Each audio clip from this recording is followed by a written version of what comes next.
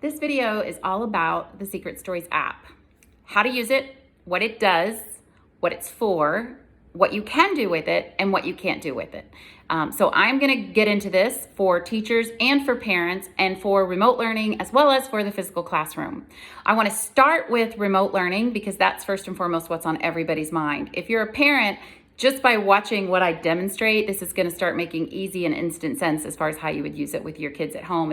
That part's gonna be pretty self-explanatory. But for remote teaching, this is gonna be a counterintuitive tool. Now I say counterintuitive because of what it actually is for. It is secrets at your fingertips. That's really the key there. Having the secret stories at your fingertips. That's what we need as teachers right now, to really use the secrets and weave them into every single thing kids are trying to read and write across our remote learning day. We don't have, nor would we have the incentive to, rifle through a bunch of posters sitting on our desk to find the one we need 1,000 times over every time a word that kids can't read pops up. We would quickly not do that. We would instead be more scripted with it and only teach a particular secret for a particular grouping of words and leave it at that. And that won't work because the secrets are powerful because kids understand they're the keys to the kingdom. And they only understand that when there are keys to the kingdom. And by keys to the kingdom, I mean they unlock words everywhere, all the time, all day long, anywhere and everywhere. And the secrets let you make sense all the time. So you're not running around telling all the secrets everywhere, but when you have a secret that's pervasive, it's everywhere in these sight words. It's on the calendar 100 times over. It's in the story title, and it's also in several words that are in the story. You want to have instant, easy access to share that secret with your kids. And you also, if you're somewhat new to the secrets, you want to have a quick, easy way to access the story without having to have your kids wait online while you find the story and your book and then try to read it and then try to explain it to your kids. So the whole goal with this app is to just have the secret stories at your fingertips.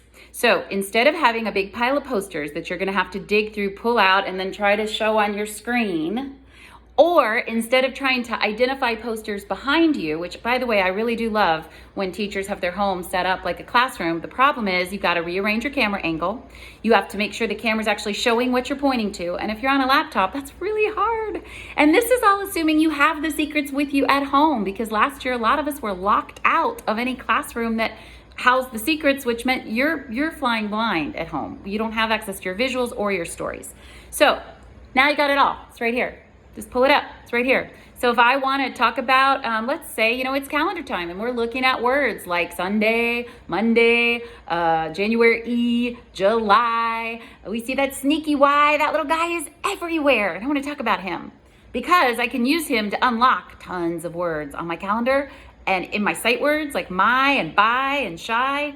I can use it to unlock words in the word, like the word they. I mean, this sucker's everywhere. So it's a key that my kids are gonna need countless times throughout today. And every time they need it, I wanna track back to the tool they need to get it, to unlock it. And I don't wanna have to go through 3,000 posters to do it or keep turning my camera to point to the poster. And yet I need to model the use constantly or kids won't see these as their tools.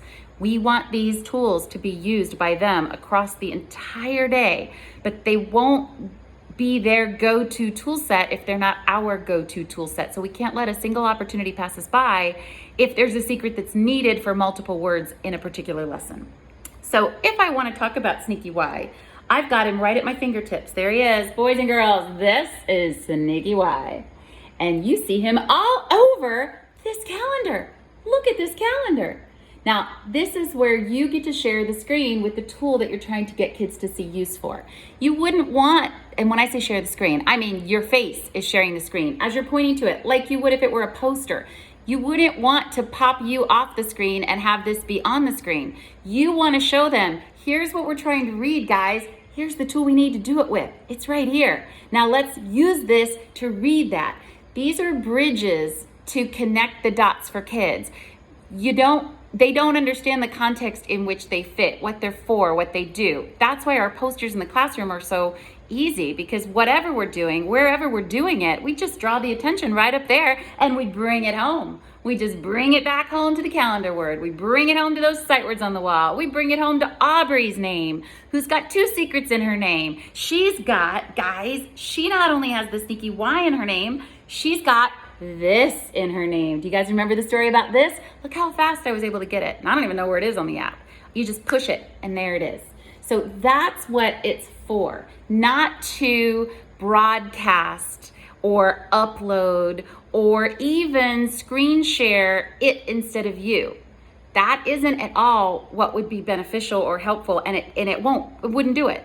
It's for you to have your fingers on what you need the minute that you need it. And if you're not sure what the story is, you can tell it yourself, which I love, because I love to see teachers make it their own, because then kids feel comfortable to make it their own. But let's say you're a little shaky with the secrets. You're not even sure if there was a secret. And that's another problem. In the classroom, you've got the posters on the wall. So if there's a word and kids can't read it, like the word bye, they're going buh-ya. Or the word thee, they're going tuh-e. And you're like, crap, there must be a secret in those words because kids can't read them. Well, in the classroom, you just look at the posters and you can see, oh, there is. Yeah, there is. There's a T and H on the word and there's a T and H on the wall. So there's a secret. And then you can see the tongue sticking out and you tell it your own way. But at home, if your posters are in a pile on your desk, how do you know if there's a secret in the word that kids can't read or in the lesson that you're talking about? You can't just do a quick glance and immediately know. You can't tell the kids, hey guys, look at the wall of secrets. Do you see any letters up there that are in this word we can't read? Those aren't options. But what you can do if you have this is simply look at it and you can see if there's a secret there. And if there is, like I said, you pop it right up, you can tell it, or if you're not sure about it, it can tell it. AU and AW have huge crushes on each other. They're so in love. Anytime they have to stand right together in a word, they get so embarrassed that they always put their heads down and say, ah. And that's the sound they make. So it just makes it easier for you to have immediate access, secrets at your fingertips, to pull in the moment you need them during these remote reading lessons. And doing that models for kids how to know they need them, what to do when they need them, that they exist and that's the purpose they serve, and that they unlock these words. Modeling is the most important thing to do to build that ownership. And it's really hard to model something when you never have what you need the moment you need it. And it's so tempting to just let those opportunities pass us by because we wouldn't have time to find the poster in the middle of this mess, or we don't have time or really want to fiddle with our camera to turn it around so that it can show what's on the wall and then if ever whether they can see it or not. You just need quick access and everything's kind of like locked in this magical box that you just tap and it comes to life. Now, if you don't want to tell the story, but you want kids to hear the sound, there's a play sound option instead of the story. Ah. So obviously if you're a child at home, that's handy because kids can either remember what the story is or remind themselves by playing the story, or they could play the sound if they already know the story. If they want to test themselves, there's a random play option at the top, and what that means is it reverses. So when we read, we want kids to, or when kids read, we want kids to see the symbol and then have the sound immediately come to mind, that speech to print relationship. But when kids are spelling, we want the reverse to happen. We want them to hear the sound they need, and then we want them to identify the culprit that makes it and find the TH. And they won't know it's a TH, but they will if they see the tongue sticking off. So that's where you can say, boys and girls, I see a secret that says, do you? Do you see the one that's up there that says, now in the classroom, you can say up there. Do you see the one that's up there? At home, if they have Portapics and you're doing your online lesson, that's awesome. They can see if it's there. But if you have this, what you will do is pop it up there for them. I see it, here it is. And I would let the kids draw this as well, because you do want them to have this kind of running record of these visuals on little sticky notes. And there is a link on the unlisted teacher page a video where Leanne, a teacher who's amazing, she walks you through, Leanne Sharp, she walks you through how to create a porta-pick. But these would be ideal for kids to then make their own version of, so that as you're using these secrets, they're compiling them in their own way, and that's totally copyright trademark safe to do that. And then they have those visuals there. In the meantime, you've got your visuals right here on the ready as you need them across your remote learning day. With the Play Random, I'm just going to show you what it does, because if you're a parent who's going to use this at home, this is a fun option. And when you're a teacher in a physical classroom where your kids are at centers or you're in small group guided reading, there's so many ways to play with this option in those contexts. You could also do this, by the way, in a remote learning context. If your kids, for example, have porta-picks, that follows the same format as this. It's like a porta-pick, but this is just digital. So they could find the one that they hear, or try to find it when they hear it, as you're playing. And then you could pop up the correct one so they know if they're right. So I'll just play one now. Ed, d, t. Now, that can play the story or the sound. In this case, it played the sound, and it's ED. So if I can find the right one before 8 seconds pass, oh, I hope I can, I hope I can. I can't. Okay, I didn't get it in time. So it popped it up automatically for me. And now it'll tell me the story if I press the story button, or it'll tell me the sound. If I were to have gotten it right, what's neat is it goes ding, and then a green light appears. I'm gonna try it one more time, see if I can get it right. Random play, one more time. When superhero A is in his short and lazy disguise, he'll sit around all day long munching on his favorite fruit. Now, Apples, of course. that is the correct answer, and I got it. So it was going to go through the story about superhero A and his short and lazy disguise. So there are ways to play with this to move kids from sound to symbol, symbol to sound, speech to print, build that strong connection kids need in the brain to be able to use these swiftly for reading and writing. If kids are at home and using this at home, you can lay it out on a counter as it is as a porta-pick. It really is a porta-pick, just kind of on steroids, because obviously it's a talking, walking porta-pick with all the stories and the sounds, and then the Better Alphabet on another screen that I'll show you in a second. But as it sits statically, kids can put this down, independently read or write, and have instant visual access to all of them simultaneously, like they would in your classroom on the wall. And that's really important, because kids also don't want to flip through 1,000 cards to find the spelling for a word they want to write in their story, or to find the letters that they see in a word they can't read in the book. They don't want to have to be flipping through. So a porta-pick for them is like this app is for you. It's just everything at their fingertips right here that you would need as a teacher or as a parent or student at home.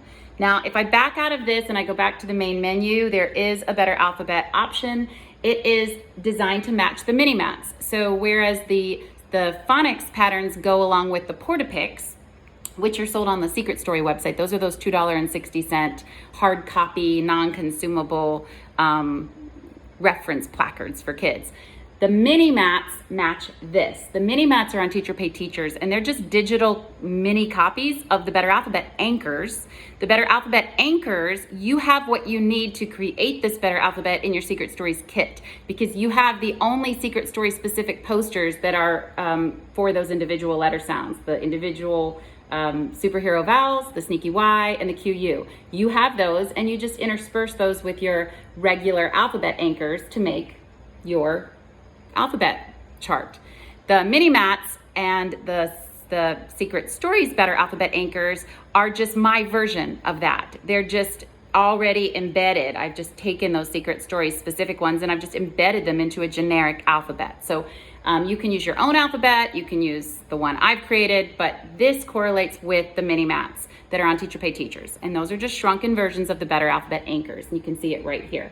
When you play this, you can either press on play to sound and it will start singing the letter sounds. And as it sings, it will pop them in green. So kids can track along. As you're holding it, they can see them as it is moving along. But what's kind of more fun is if you just press one, H says, it pops up and it makes the sound. Now, if I wanted to, let's say, have them go through the sneaky Y sounds. Y I says y, but it can also say E or I, E or I or E. It's a quick way to avoid having to sing the whole song, which you would want to do twice a day, every day, to build that sound symbol kind of connection. But when you just want to work on handwriting, or you want to do a quick reminder of a sound because a student can't remember if you're doing guided group online, this again, it's just secrets at your fingertips, letter sounds at your fingertips. I like the random play option on this because it's fun to let kids hear the sound and then again, identify who's making it. So random play. N says n. Now, if I can get the right one and I can push it in time, it'll pop up and it'll go ding, and there it is. So that's fun too for kids. And again, that's the point of all of this, speech to print. This is the sound I hear when I speak. How do I depict it in print? Or here's the sound, here's the print that I see. Here are the symbols in print that I see. What's the sound that I need to connect with it? So whether kids are moving from the sound to find the symbol or from the symbol to make the sound, that's the key. Just keep going back and forth and back and forth. And this is just a way to give you what, if I were teaching remotely with the secrets right now, I would desperately need to have, because modeling is the issue at hand. You can teach a secret, but the question is, how easy is it for you to model how to use it every opportunity you have to do so? Every time you see a secret that you just talked about, you want to take that opportunity to just show kids, here it is. Look, do you guys remember what it is? Remember I told you about Sneaky Y on the calendar? It's in this word by. This book is by this author. Who remembers the story? I'm going to show you the picture. I want to see who can remember what it says. There it is. Who can remember the secret about it? Why does it make the sounds that it does? And then see if they can tell you the sounds. And again, if you don't know the story, you just press the button. So for all the newbies that are just starting with the secrets, that's a real issue for you, because you've got a lot to juggle this year. You're now no longer in your classroom surrounded with all your posters to remind you visually that there's a secret, and you know it because it's right there. And so maybe you just can go grab your book and look, or maybe you've read your book, all you need to read are the red pages. Maybe you've read that at home one time and you kind of remember the secret, as long as you have the visual to help you.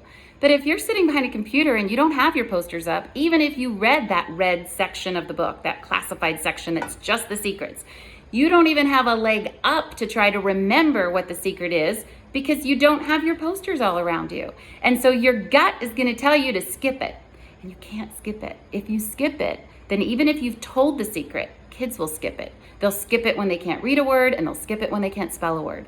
The only way to get kids to use the secrets is to model you using the secrets. You're pulling out keys wherever you need them to unlock whatever's in your way, if it's something that you need on a frequent basis.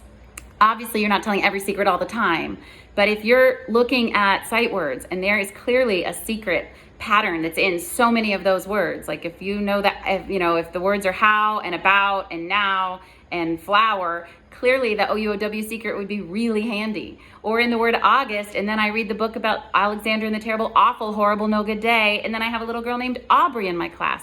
All those opportunities exist for me to keep reinforcing not just the skill, not just the, for example, for Aubrey, not just that there's this AU sound, but what to do with it. Not just knowing the story, but understanding, there it is. There it is, guys. It's right there. Who remembers what it says? What else did we see it in today? I'm looking at this book title. It's in there. Can you guys tell me what word has it? Who remembers the sound it makes? That's right. There it is. How fast can you do that? And are you doing that? Or will you do that if you don't have that fingertip access? So that's why it exists. That's what it's for. Not to upload to a Seesaw lesson or to download to a Google Docs lesson. If you want to do that, go look at the grid. It's the interactive phonics grid. It's on Teacher Pay Teachers, and that I will do a video about it another time. That has whisper graphics, which have just little tweaks of these graphics that are put together in digital sticker format, so that you've got access to use those and drop them into things that you need them to be in for your class to use them, whether it's a Seesaw lesson, as long as it's locked down in private, or even your digital lesson planning. Those you can play with in that way. The point of that product, though, is to manipulate. It's a template for you to be able to use and play and manipulate secrets. But that's intentional and for that purpose. What about all the other times where you're online with your kids and you're just looking at their names or talking about birthdays or doing a science lesson or reading a book or looking at sight words? All of those are rich opportunities to pull in these keys that they need to use to connect with text all around them. And that's really what we want kids to do with the secrets. We want them to use them to crack text that's all around them, on road signs, on magazine covers, on commercials, at nighttime on TV. They're not going to see the secrets as the lifeblood of their reading and writing if they're not the lifeblood of our reading and writing when we're with them. And to make that happen, you have to have instant, easy, no effort access to grab what you need the minute you need it and use it. So that's what that's for. That's what this does. And it does it really, really, really, really, really well. It doesn't do those other things well, because it's just not made for that. And I'm gonna show you one more thing before I sign out, and that's what this looks like if you do try, and I've just, in the time I've done this video, I've gotten a few emails about this. If you do try to incorporate it into a lesson, and I don't mean for the wrong reason at all, I just mean like we would think to do with a digital product, like you might think we would screen share it. That was the first thing I tried to do. Not because I needed to do it, but I wanted to see what would happen, because I know that the technology makes it so that's not possible. So here is what happens. If you try to screen share it, this is what it does, which obviously isn't very helpful. So, but you don't ever need to screen share it. That's not what this does, and it wouldn't be effective to do it. The goal is you're here with it, showing how this does that we're already doing with whatever it is we're looking at, our sight words and our story or our big book, whatever it is we're looking at, this just gives you a bridge to connect to it, not to just live on the screen as a thing kids are staring at. That's just not what this is for. One thing you can do also, though I will share this with you, a document camera will allow you to show it that way. I still don't know what the use for that would be, because at the end of the day, you still are going to get more out of using it to actually show what you're talking about in relation to it. But it does at least give you a way, especially when we're back in the classroom, if you want to show it that way as you're talking about it in a whole group lesson. If you're in a small group lesson, and certainly if kids have access to iPads and centers, the ways are endless and obvious as far as the fun and the way that they could play with this in the classroom. And if you're at home and you're a parent, or if you're a teacher who has parents at home that need to work with, reinforce, or take kids ahead, this couldn't be a more valuable tool for that. It's like having your teacher just with you, except the teacher's actually me, my voice, and kids can just play endlessly on their own and just keep honing that ownership and that depth of ownership and use. And then have access for independent reading and writing support when they go to read and spell words.